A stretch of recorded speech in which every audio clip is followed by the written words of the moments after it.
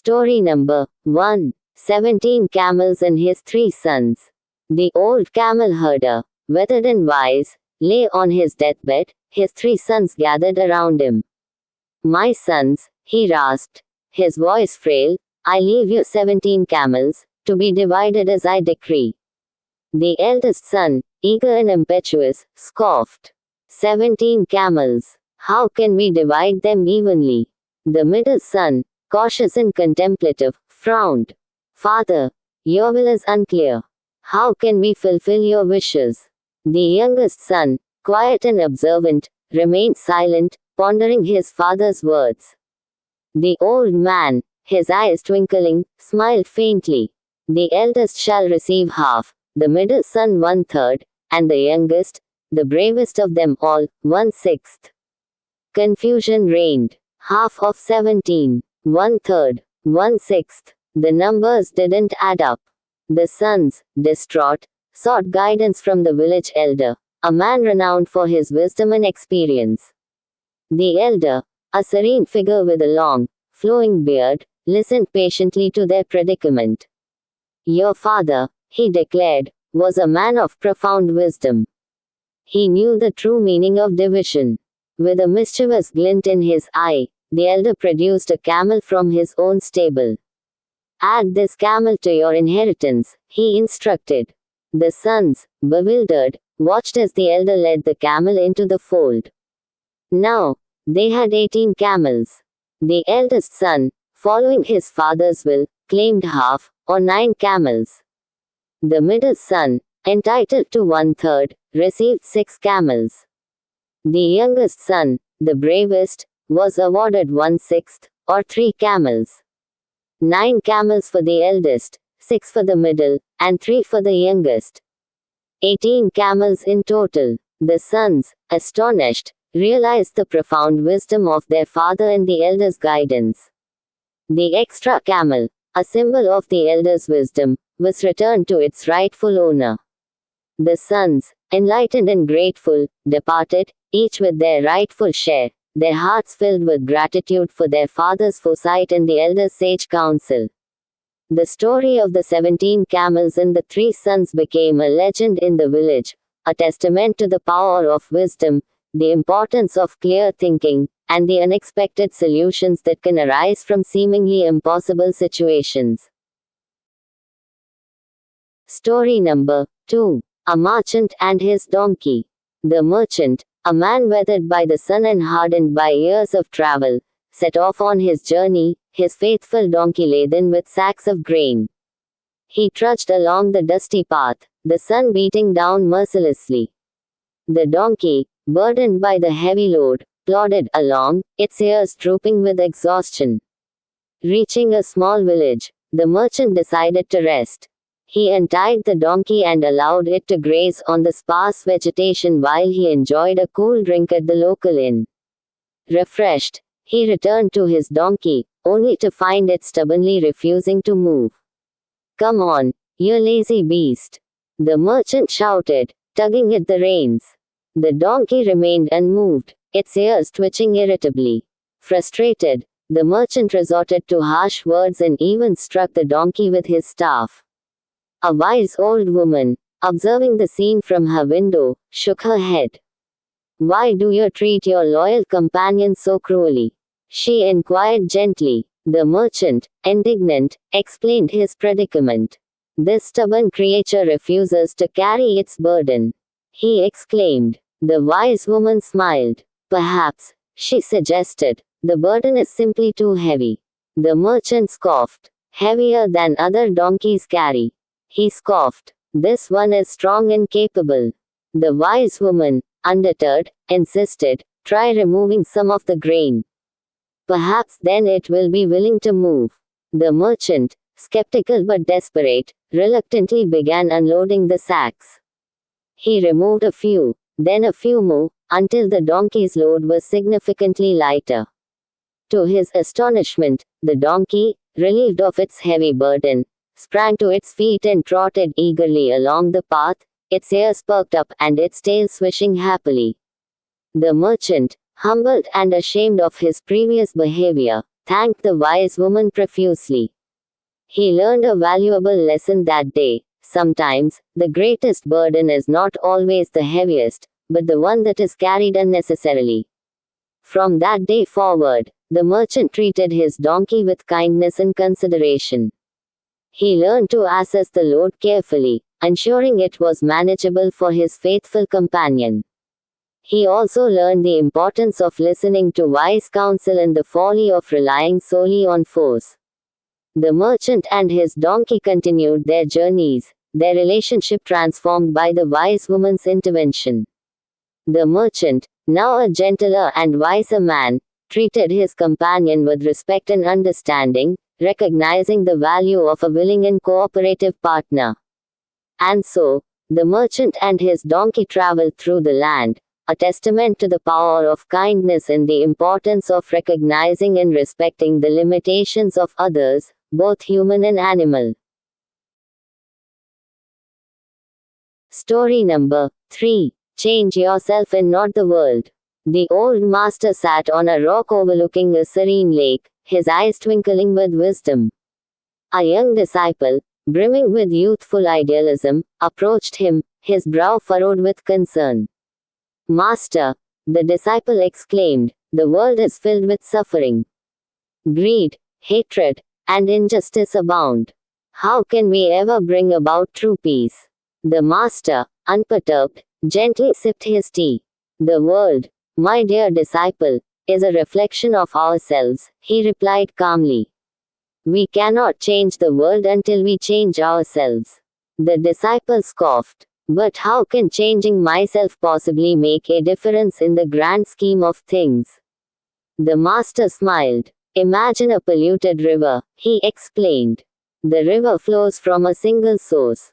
If you wish to purify the river, you must cleanse the source. The disciple pondered this. So, you mean to say that the source of the world's problems lies within each of us? Precisely, the master affirmed. Our thoughts, our emotions, our actions, they all contribute to the collective consciousness of humanity. If we cultivate compassion, forgiveness, and love within ourselves, we begin to radiate these qualities outward. The disciple, still unconvinced, argued, but what about the powerful, the corrupt, those who inflict suffering upon others? The master remained calm. Their actions, however destructive, are merely a reflection of their own inner turmoil. We cannot control their behavior, but we can control our own response. We can choose to respond with love instead of hate, with forgiveness instead of anger. The disciple, intrigued, asked, how do we begin this inner transformation? The master smiled. Begin by observing your own mind. Notice your thoughts, your emotions, your reactions. Observe without judgment, simply witnessing the arising and passing away of these mental states. The disciple, eager to learn, inquired further, and then, the master replied, cultivate mindfulness. Be present in each moment, fully aware of your thoughts, feelings, and actions. Practice compassion, not just for others, but also for yourself. The disciple, inspired, bowed his head.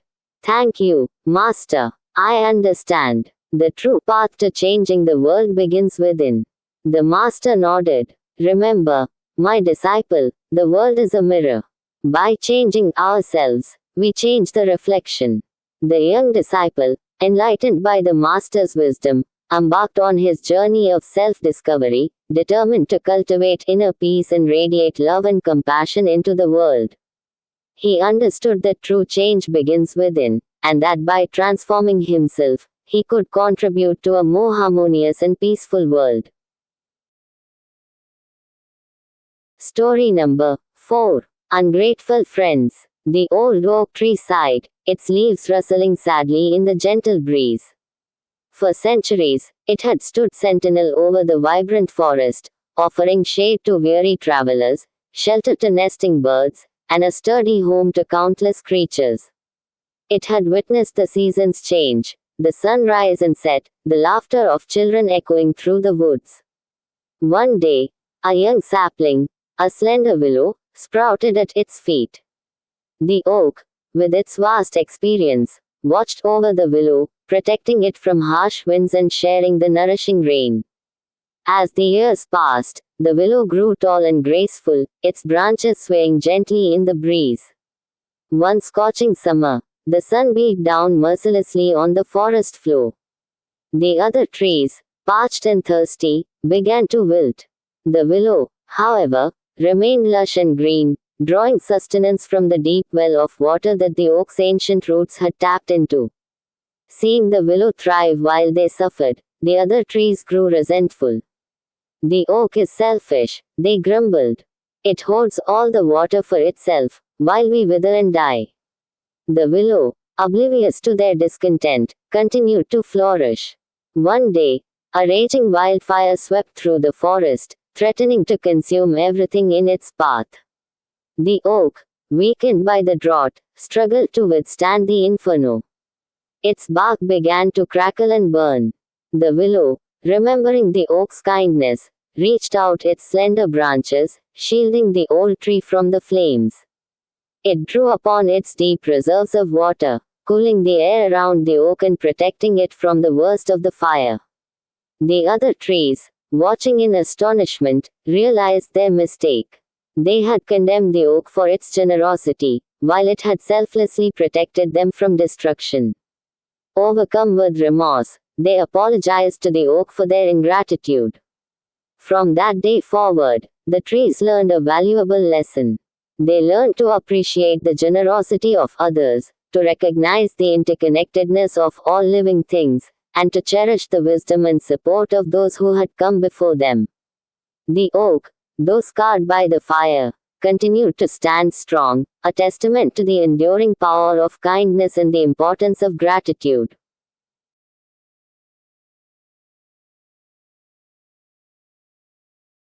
Story number 5. A greedy boy. The young boy, Timmy, was notorious for his insatiable greed. While other children happily shared their toys and snacks, Timmy hoarded everything he could get his hands on.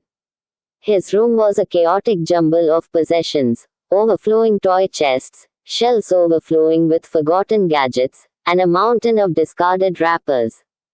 Timmy's parents, weary of his constant demands for more, tried their best to instill a sense of gratitude.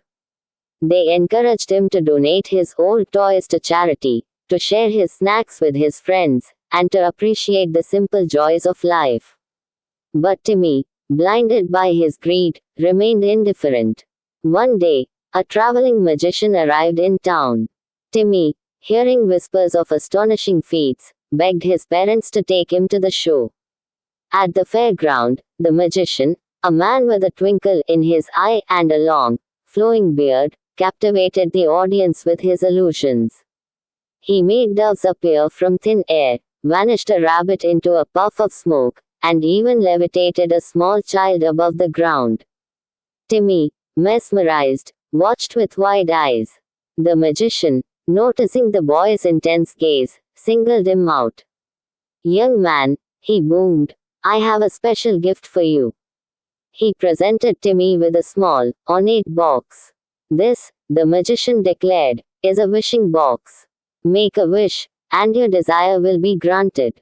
Timmy's eyes widened. I wish for a mountain of gold," he exclaimed, his voice trembling with excitement. The magician smiled, a knowing glint in his eyes. With a flourish, he opened the box. Instead of gold, a swarm of greedy, glittering insects erupted from within, swarming around Timmy, biting and stinging him relentlessly. Timmy shrieked in terror, swatting at the insects, but they clung to him like tiny, venomous parasites. He cried for help, but the insects, drawn to his greed, refused to leave him alone. The magician, watching from a distance, shook his head sadly. "True happiness," he murmured, "cannot be bought with gold. It lies in contentment, generosity, and the joy of sharing." Timmy, stung and humbled, learned a valuable lesson that day. He learned that greed, like a parasite, feeds on itself, leaving only pain and suffering in its wake. From that day forward, Timmy began to change. He learned to share his toys, to appreciate the simple pleasures of life, and to find joy in helping others. He discovered that true happiness wasn't about accumulating possessions, but about cultivating a grateful heart and a spirit of generosity. The swarm of insects, however, remained with him for a while, a constant reminder of the dangers of unchecked greed. But as Timmy grew kinder and more compassionate, the insects gradually weakened, their hold on him loosening until they finally vanished, leaving him free to embrace a life of joy and contentment. Story number 6. Strong or weak? The old oak tree stood tall and proud, its gnarled branches reaching towards the sky like weathered hands. For centuries, it had witnessed the ebb and flow of life in the forest, the delicate dance of sunlight and shadow. Its roots, deep and strong, held firm against the fiercest storms, while its leaves rustled gently in the summer breeze. Nearby, a young sapling, a slender willow, swayed gracefully in the wind. "Oh, how I envy your strength, old oak," sighed the willow. "Your trunk is so sturdy, your branches so powerful. I am but a fragile wisp in comparison." The oak, with a gentle rustle of its leaves, replied, "Strength, my dear willow, comes not from sheer force, but from resilience. It is in the bending, in the yielding, that true strength is found." The willow, confused, tilted its head. "But surely, the strongest tree is the one that stands unyielding against the storm." The oak chuckled, a low rumble that shook the ground. "Observe the mighty pine," it said. "It stands tall and defiant, its branches outstretched against the wind. But when the storm rages, it often breaks, its rigid form unable to withstand the pressure." The willow watched as a fierce wind howled through the forest, bending the pine tree dangerously close to the ground. The oak, however, swayed gently, its branches yielding to the wind's force, then springing back with renewed vigor. "See, willow," the oak said, "I bend, but I do not break. I absorb the force of the wind, allowing it to pass through me. This is the true strength, to be flexible, to adapt, to find balance." The willow, impressed, observed the oak throughout the seasons. It watched as the oak shed its leaves in the autumn, preparing for the harsh winter months. It watched as the oak's roots delved deep into the earth, seeking nourishment and stability. It watched as the oak blossomed anew in the spring, its branches laden with fresh, vibrant leaves. The willow learned that true strength was not about resisting change, but about embracing it. It learned to bend with the wind, to adapt to the changing seasons, to find resilience in its flexibility. And as the years passed, the willow grew stronger, not in the way of the mighty pine, but in the way of the wise old oak, its strength rooted in its adaptability and its unwavering connection to the rhythms of nature. Story number 7. The Crystal Ball. The old woman, with eyes that held the wisdom of 1,000 stars, sat before the crackling fire, her weathered hands gently caressing a crystal ball. This wasn't just any crystal ball, it was a window to the future, a mystical artifact passed down through generations of her family.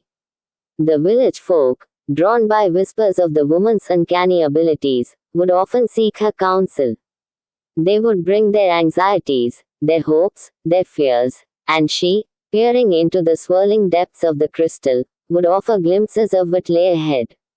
One day, a young shepherd, named Liam, arrived at the woman's door. His brow furrowed with worry, he poured out his troubles.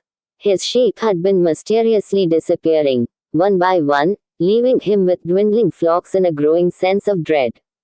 The old woman, her eyes twinkling with a knowing light, invited Liam to sit before the crystal ball. As he gazed into its depths, he saw a vision, a shadowy figure, cloaked in darkness, creeping through the night, its eyes gleaming with an unnatural light. The figure, he realized with a jolt, was a creature of myth, a mischievous sprite known for its fondness for sheep. The old woman, interpreting Liam's silent fear, explained, "The sprite is drawn to the energy of fear. The more you worry, the stronger it grows." She offered Liam a piece of advice.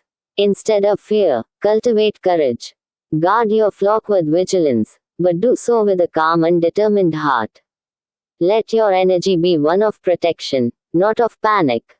Liam, inspired by the old woman's words, returned to his flock. He spent his days tending to his sheep with renewed vigor, his heart filled with a quiet resolve. He sang to them as he herded them, his voice strong and confident. He slept near their pens, his presence a comforting presence against the encroaching darkness. The sprite, sensing the shift in Liam's energy, found itself repelled. The shepherd's courage, like a beacon of light, dispelled the shadows that had once clung to his flock. The disappearances ceased, and Liam's sheep thrived. News of Liam's success spread through the village. People began to understand that the future, while sometimes uncertain, was not entirely fixed. They learned that their own thoughts and emotions could shape the course of their destinies. The old woman, watching from her window, smiled. The crystal ball, she knew, was not merely a tool for predicting the future, but a mirror reflecting the inner strength and resilience of the human spirit. It was a reminder that the future was not predetermined, but shaped by the choices we make and the energy we cultivate. Story number 8. The Devoted Mother. The old oak tree stood sentinel over the meadow, its gnarled branches reaching towards the sky like weathered hands. Beneath its shade, a small family of rabbits made their home. The mother rabbit, her name Alia, with fur the color of twilight, was the epitome of devotion. She nurtured her young with unwavering care, ensuring they had enough to eat, keeping them warm in the cold nights, and always alert to any sign of danger. Alia was a vigilant mother. She knew every nook and cranny of the meadow, every sound that signaled danger.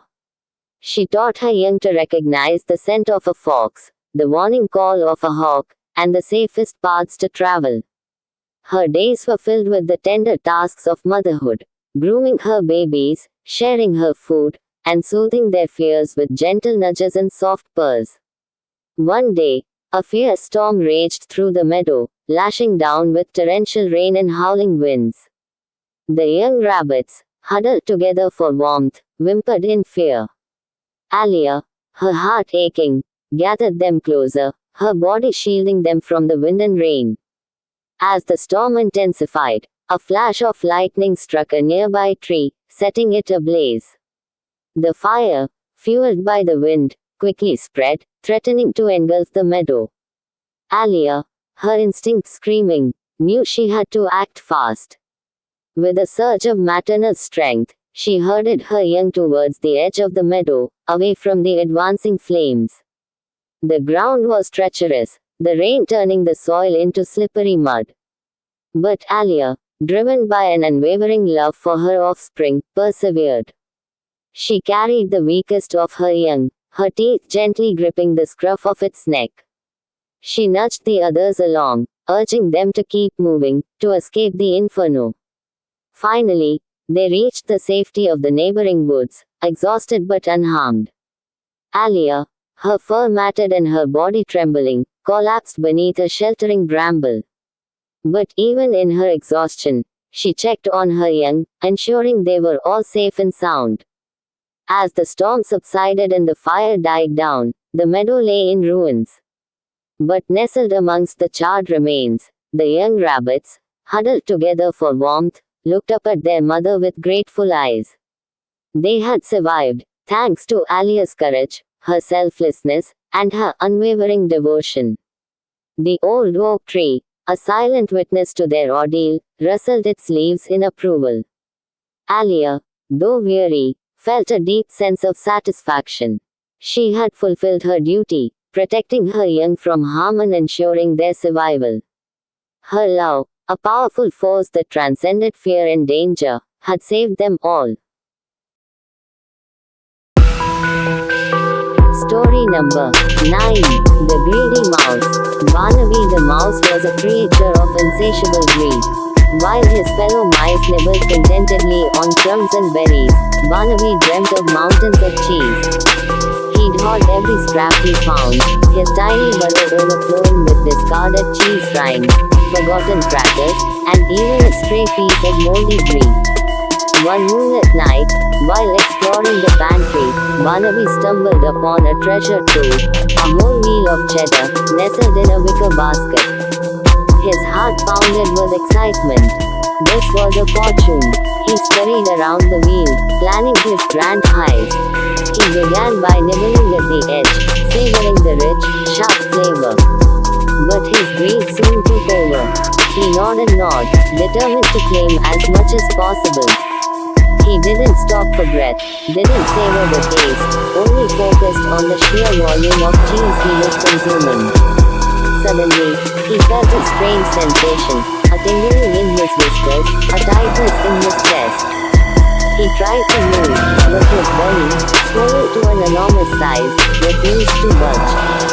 He was trapped, a prisoner of his own greed.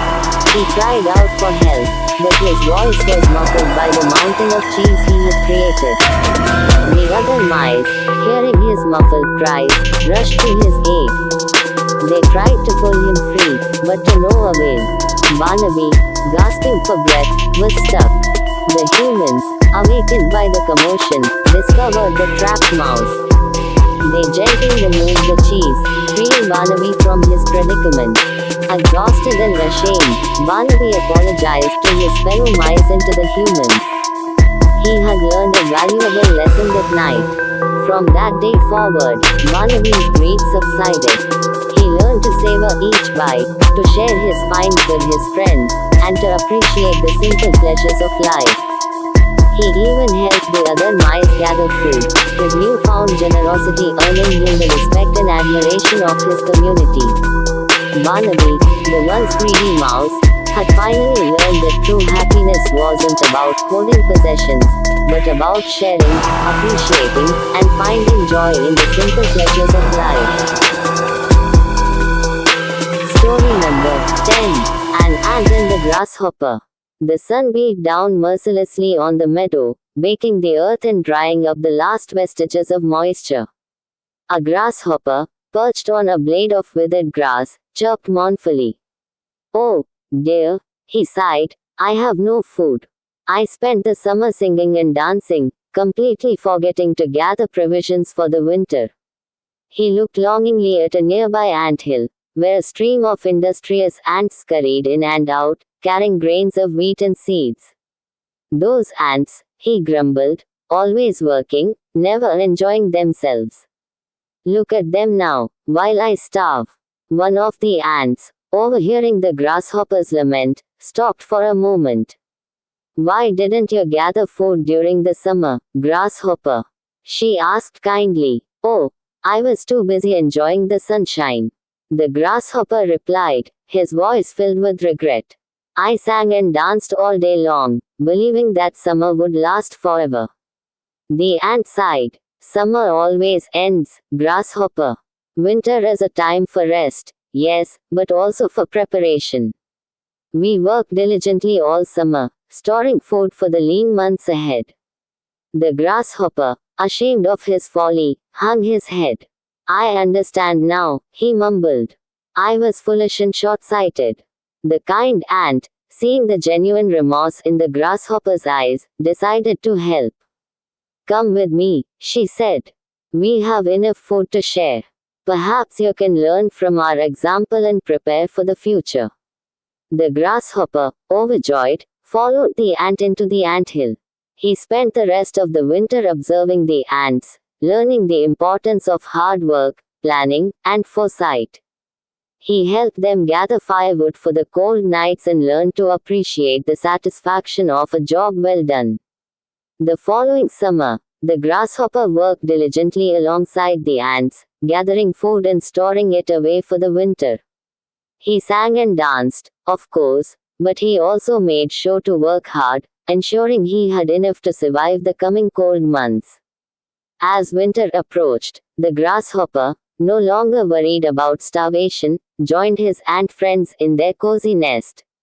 He listened to their stories, shared his own experiences, and learned the true meaning of preparation and the importance of working diligently, not just for today, but for tomorrow.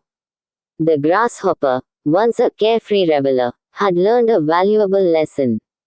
He learned that while enjoyment is important, responsibility and foresight are equally crucial. He learned that true happiness comes not from fleeting pleasures, but from a life lived with purpose and a future secured through hard work and wise planning.